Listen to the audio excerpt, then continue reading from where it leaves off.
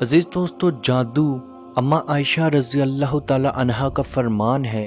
अरबों ने जादू का नाम सहर इसलिए रखा कि यह तंदुरुस्ती को बीमारी में मुब्तला कर देता है।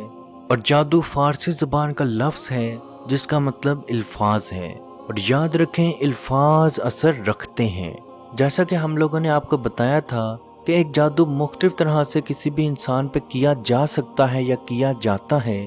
अब खिलाया गया जादू या वो जादू जो आपको खिलाया या पिलाया गया है, उसकी क्या निशानियां, क्या अलामात हैं, और उसके साथ साथ उसका क्या इलाज है। और इलाज भी ऐसा हो कि खिलाने वाला जितनी बार मर्जी जादू खिलाने की कोशिश कर ले, उसका जादू का असर आप पे ना हो। याद रखें, नबी पाक सल्लल्लाहु अलैहि व आलिहि वसल्लम का फरमान है, जादू सीखना, जादू सिखाना, जादू करना, जादू करवाना एक शिरकिया अमल है। और याद रखें, जो अमल बेशक वो मुसलमान हो या काफिर हो, जो भी ये अमल करवाएगा वो शिर्क करेगा, और शिर्क कुफर है, और काफिर का ठिकाना जहन्नुम है। हमारे बहन भाई चंद लम्हात की खुशियों के लिए या किसी से हसद करते हुए किसी से बदला लेने के लिए जादूगर के पास यूं चले जाते हैं जैसे अल्लाह से उनको बिल्कुल यकीन खत्म हो चुका। जादूगर के पास जाके अपना ईमान भी देंगे, अपना माल भी देंगे, अपनी इज्जत भी देंगे, लेकिन अल्लाह से इस चीज की उम्मीद नहीं रखनी। जादूगर भी टीवी पे इस तरह से ऐड देते हैं कि तलाक का मसला हो, यूरो लॉटरी हो या कोई भी मसला हो, आप हमारे पास आएं और हम लोग आपको फलां गारंटी या फलां चीज़ों के साथ आपका इलाज करेंगे। और वो वीडियो में इस चीज़ को भी बोल रहे होते हैं कि हम जादूगर हैं। लेकिन कमाल है हमारे बहन भाइयों का, जो बेवकूफ़ों की तरह उनके पास चले जाते हैं, अपने रब से नहीं मांगेंगे, उनके आगे झोलियां फैला फैला कर दूसरों का नुकसान, अपना नुकसान करवाते रहते हैं। याद रखें, जो भी इंसान आपको जादू के जरिए तकलीफ देता या देती है, या जादू करवा के आप पे तकलीफ देता या देती है, वो दुनिया में भी जलील होकर रहेगा और आखिरत में भी उसके हिस्से कुछ नहीं होगा।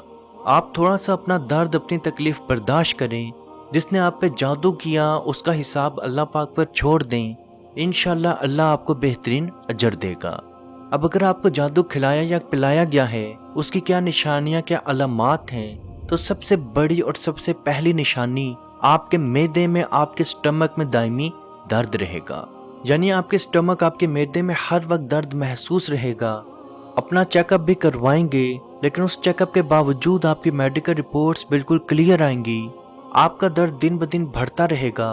हर वक्त आपको ऐसा महसूस होगा जैसे आपको उल्टी आने लगी है, या पेट में कसरत से पेट में गैस बननी शुरू होगी। बार बार आप वॉशरूम जाते रहेंगे। तो अजीज दोस्तों, ये खिलाए गए या पिलाए गए जादू की अलामत है। अब ये जादू किसी भी चीज के साथ खिलाया या पिलाया जा सकता है। जादूगर उस इंसान को खिलाने वाली कोई भी चीज पे जादू करके दे सकता है। जैसे आपको चीनी के ऊपर जादू करके दे दिया, आपके तमाम घर वाले वो चीनी का इस्तेमाल कर लें, चाय पीते हुए चाय में वो चीनी डाली, सब ने पी, लेकिन उसका असर सिर्फ और सिर्फ आप पे होगा। इसी तरह वो किसी और भी खाने वाली चीज पे जादूगर जादू करके दे सकता है। या अगर वो आपके घर का बंदा है तो वो कुकिंग करते हुए भी खाने के अंदर कोई चीज जिसके ऊपर जादू का असर हो, आपके खाने में भी वो चीज मिला सकता है या मिला सकती है। और इस जादू का असर और किसी भी घर वाले पे नहीं होगा, इसका असर सिर्फ आप पे होगा।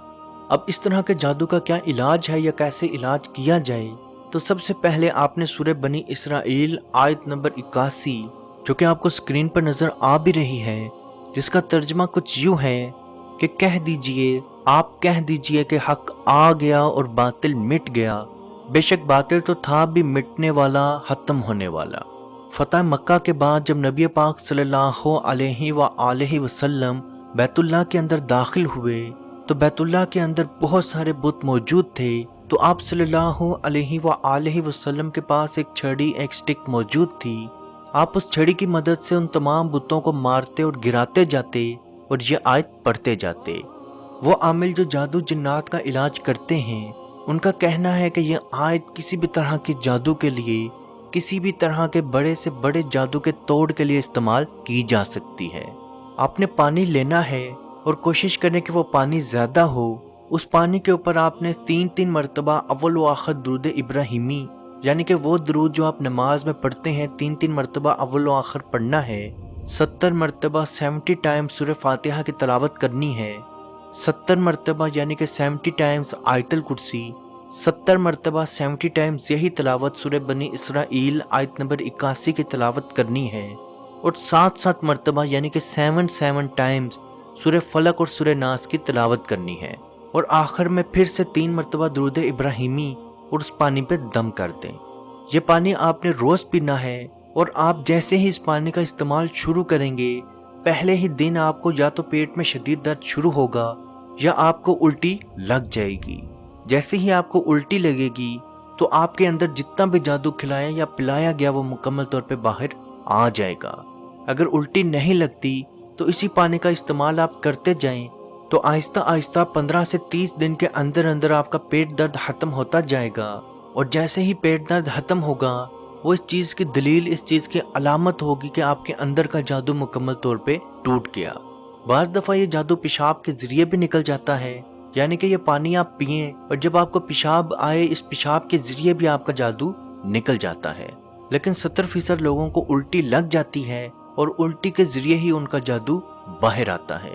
اگر آپ کو الٹی نہیں لگتی تو گھبرانے یا ٹینشن والی کوئی بات نہیں، آپ کا جادو پیشاب کے ذریعے آٹومیٹکلی نکل جائے گا۔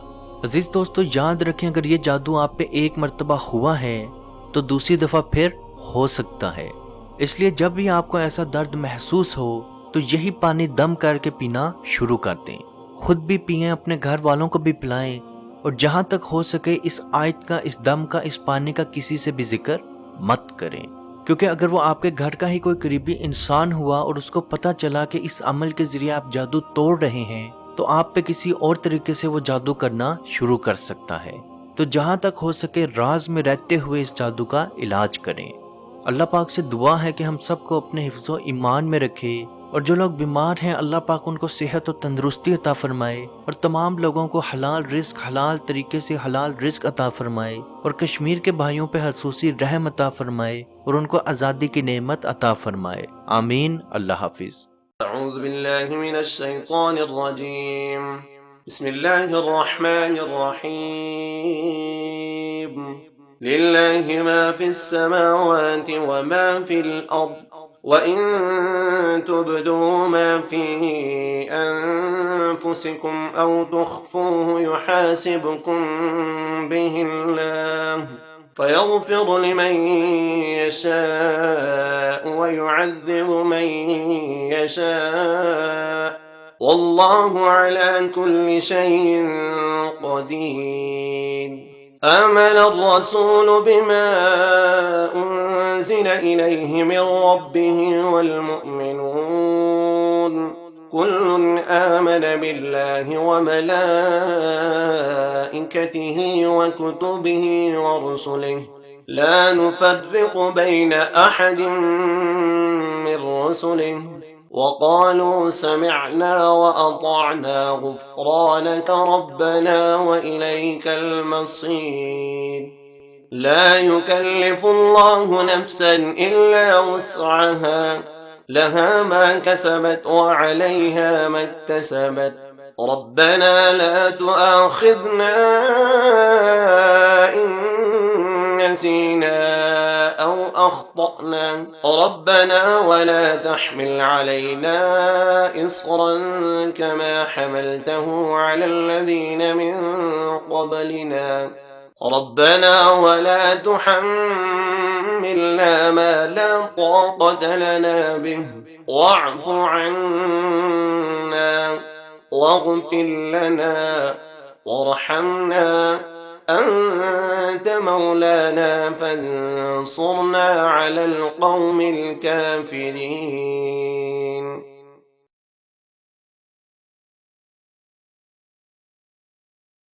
بسم الله الرحمن الرحيم.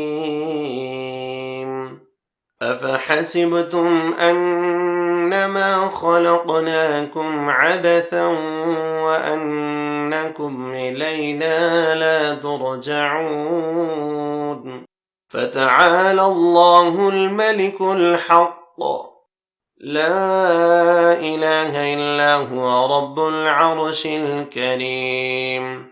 ومن يدع مع الله إلها آخر لا برهان له به فإنما حسابه عند ربه إنه لا يفلح الكافرون وقل رب اغفر وارحم وأنت خير الراحمين